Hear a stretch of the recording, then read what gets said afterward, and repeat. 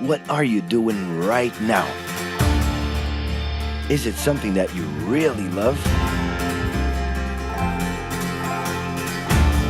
Millions of people at this very second are doing exactly what makes them happy.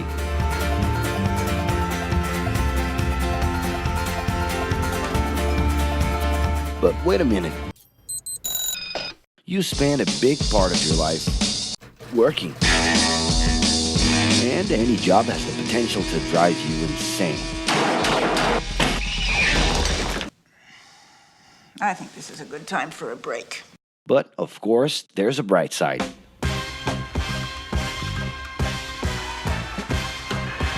And the best thing, time off.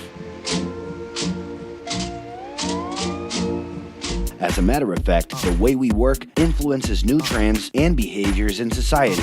And if some things are new and different to you, and to everyone else, it's good to know that the ones who really captured the idea are those young millennials. Otherwise known as Generation Y, G, we, globalists. Okay. We know you heard about this.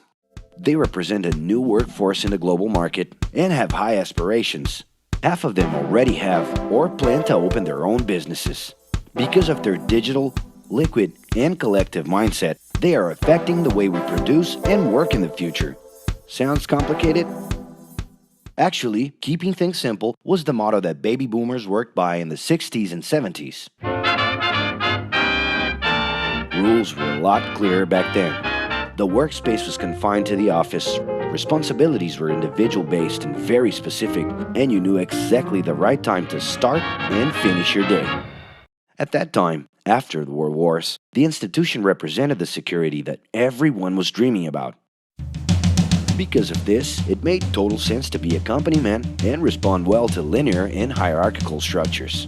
But be careful. Once you chose a career, it was a decision that would pretty much last for the rest of your life. Older workers would teach young ones because putting in long years of experience was essential if you wanted to grow within the company. Having a job would guarantee social status and was the first step towards marriage and a first kid 9 months later. Work didn't mix with personal life. No bringing work home. But baby boomers worked a lot. It's been a hard day's night. And this had to do with keeping a deep sense of discipline and honor. Day-to-day sacrifices guaranteed that the family would be taken care of, and they knew that a big payoff would come, even if it would take a while.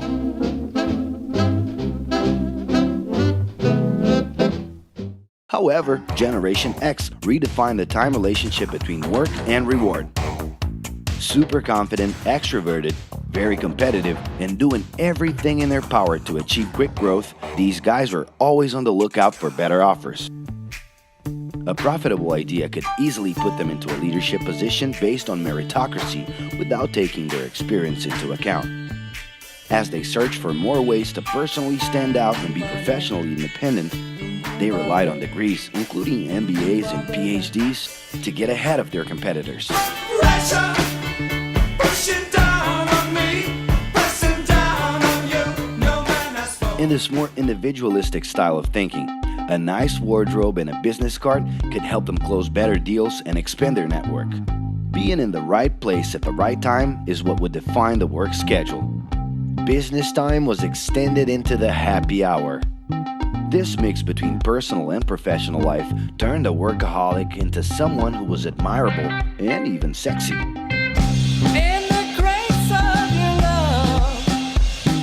The winner was whoever could get onto the board of directors in the shortest time possible I can do anything if I can just get a chance.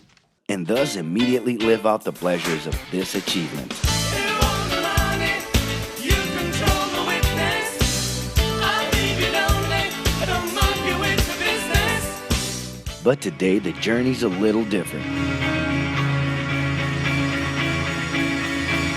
It really seems more important to have fun on the ride than to make it to the final destination.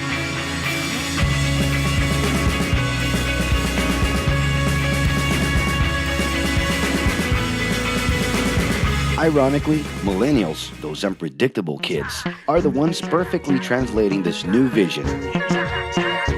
In a time when pleasure determines professional accomplishment, they know, like no one else, how to recognize opportunities that link passion with work. It's not right,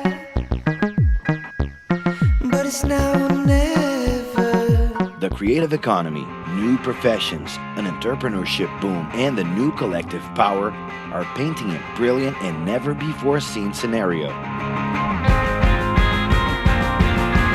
No wonder millennials are so impatient. The speed at which they connect with the world sets the pace for their work relations. Projects that only will make a difference in the long term just don't stimulate them. And they need constant feedback so they can feel that their efforts are being recognized. So? It's great. I love it. The traditional pyramid inside of companies doesn't really fit with these anxious young people. They're excited about working with older generations, but only if the relationship is on equal terms and with mutual respect. It's all about exchanging knowledge, no matter your age. Being that millennials find empowerment in discovering things on their own. It's natural for them to diversify their channels and seek out informal types of education instead of simply picking out a major. In the end, professional commitment is not just a norm. It's something that naturally comes from truly engaging experiences. Besides having a job, it's become more important to have a purpose that can be carried out in different forms at the same time. Mobility, shared workspaces, home offices, and the possibility to create your own hours make work always present, anytime and everywhere. For that reason, people with different work styles are having more freedom to tap into their talents, and even those with introverted personalities can transform their ideas into million-dollar businesses. Yes, you can stay in your pajamas as long as you maintain an updated and attractive profile across your social network.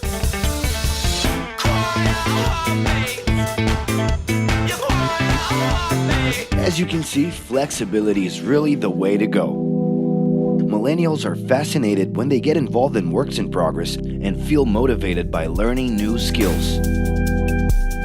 They're excited about an open and forever beta world where testing and messing with something unfinished is the only way to create the new. Millennials need more than ever to feel autonomous, and they're exhilarated by the challenge to develop and participate collaboratively.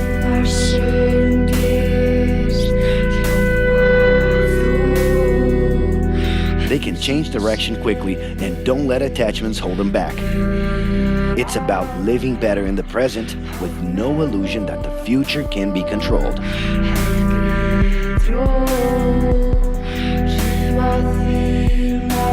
That's because of one simple thing. Whoever adapts more easily can evolve along with the changes.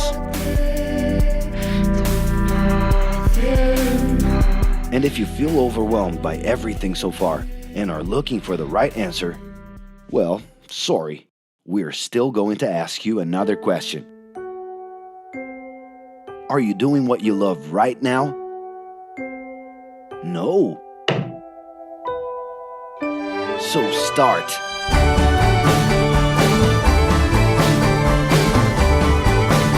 The clock is ticking and your life is in a hurry. Discover your life's purpose and make it happen. Loving your work will put you in motion. It's the only way to lead a fulfilling life every day.